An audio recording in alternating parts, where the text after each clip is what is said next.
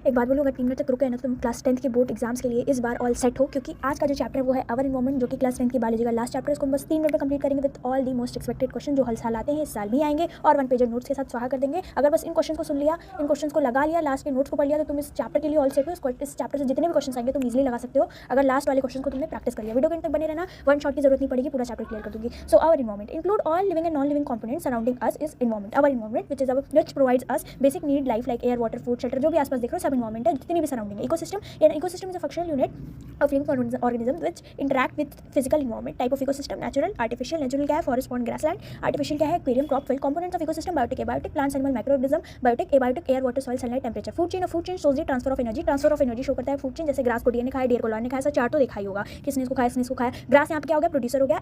End with top consumer. Start होता है producer से, इंड होता है टॉप कंज्यूमर में। Food web is a network of interconnected food chains. खूब सारी फूड चेन्स का interconnection is food web. It makes the ecosystem more stable because organism have alternative food resources. Trophic level, each step in a food chain is called a trophic level. Trophic level are, पहला producer, दूसरा primary consumer which is herbivores, तीसरा secondary consumer which is carnivorous, चौथा top consumers. ठीक है, अब आज 10% law of energy which is most important है इस चैप्टर का, जिससे हर साल क्वेश्चन उठते हैं, मेरे खुद के सेट में उठे थे, तो ध्यान से सुन लो। Only 10% of energy transfer from one trophic level to the next, that's why food chains are short usually 3 to 4 level. इसका क्या मतलब है? जैसे ग्रास को डीएनए खाया, डियर को लॉन ने खाया, तो यहाँ पे जो ग्रास होगी उसका जो एनर्जी होगा वो लास्ट वाले जो कंज्यूमर है उसके पास बहुत कम जाएगा। ठीक है, इसको इसने खाया ऐसे होता है ना, तो वो बहुत कम एनर्जी ट्रांसफर होगी। Decomposers like bacteria, fungi break down dead plants and animal into simpler substance. इसकी इंपॉर्टेंस क्या है? Recycle nutrients, maintain soil fertility, clean the environment. Biodegradable and non biodegradable waste. Biodegradable क्या होता है? जैसे फूड हो गया, वेस्ट हो गया, पेपर हो गया, लीव्स हो गया, इसको तुम लोग रिसाइकल कर सकते हो, मतलब कि ये पॉल्यूशन नहीं क्रिएट करते हैं, इनको तुम लोग डिकम्पोज कर सकते हो। Non biodegradable, plastic, glass, metal, जिनको तुम लोग बर्न आउट नहीं कर सकते, पॉल्यूशन क्रिएट करते हैं। बायोलॉजिकल मैग्निफिकेशन क्रिएट करते हैं। अब सुन लो बायोलॉजिकल मैग्निफिकेशन क्या होता है? Increase in the concentration of harmful chemical like pesticide at higher tropic level like DDT, flash, bird, human. Top consumers are mostly affected